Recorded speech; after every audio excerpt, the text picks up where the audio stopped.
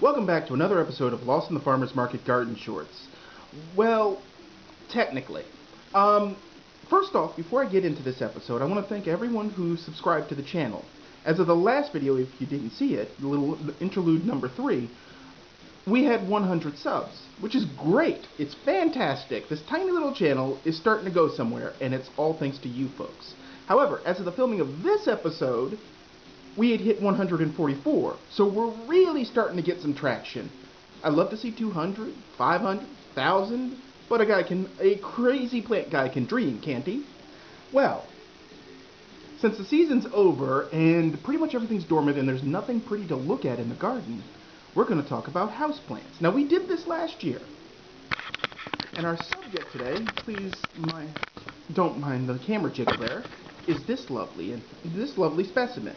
Now, I know you can't read the tag, but its scientific name is Pilea peperomioides. Now, its most common name is Chinese money plant. Yeah, that plant that you couldn't afford to buy last year or the year before that was so god-awfully expensive despite apparently being super common. It's weird how people gouge a trend. Well, anyway,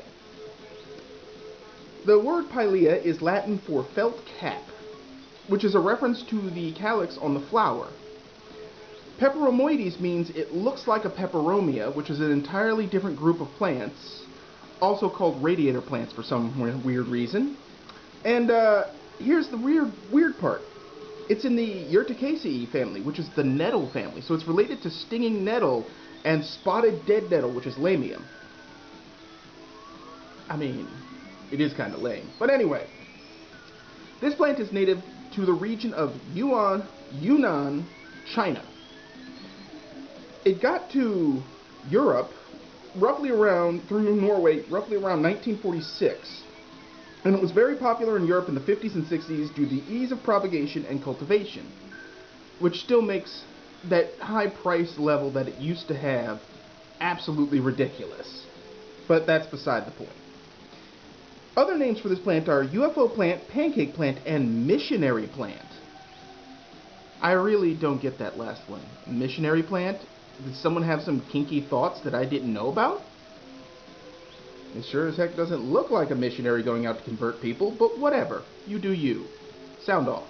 Anyway, it has white flowers that are on tall stalks, and they're not really showy, but there's clusters of them, so they're actually kind of neat. It's basically quantity over quality. Not a bad thing. The care for it is that you specifically water when the soil is dry. It will noticeably wilt when it needs water. Do not overwater. It is a semi-succulent. It does not like wet feet. You should avoid exposing it to temperatures below 50 where possible, specifically drafts, as in wind gusts that might come through a door when you open it, or near windows that are creaky and leaky. It prefers monthly fertilization, particularly in the spring and summer or during its growing period. Now, the hard data for it is that it is hardy in USDA zones 9B through 11. It prefers a soil pH of 6 through 7 roughly. Its exposure is bright and direct in the house, but partial shade outdoors during the warm months. Its supposed maximum height is anywhere from 6 inches to 12 inches, and its width is about the same. And that summarizes the basic information about this plant. Now, why this plant? Well, the cheap plug, I am offering them for sale in the holiday collection at the market at a reasonable price in a clay pot, unlike this specimen. But they were so hard to get a few years back that it wasn't funny.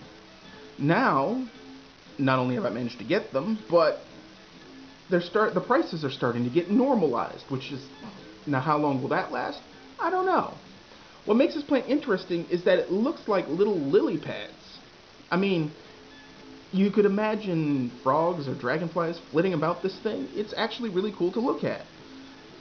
It is like a peperomia, which I have not done a piece on, but I will do soon because that's part of the holiday collection. But it's different. The leaves are smooth. They can be roughly like a fat teardrop, but usually roughly round. The stem actually comes out of the bottom, which adds to the effect, so I imagine putting these in one of those little fairy gardens that the kids are so fond of would work out very well. I also imagine this plant would do well in a dry a dry soil terrarium. In general, though, from what I understand, it is a very easy plant to take care of, and it'll provide you with years of entertainment.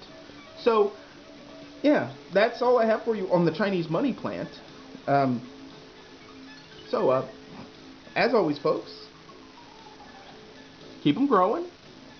If you like this episode, hit the like or subscribe, and consequently, if you have any comments on this plant, I'd love to hear your thoughts. Thank you for watching. Thank you for all the subs. Stay with me. There are a few more episodes coming down the pike.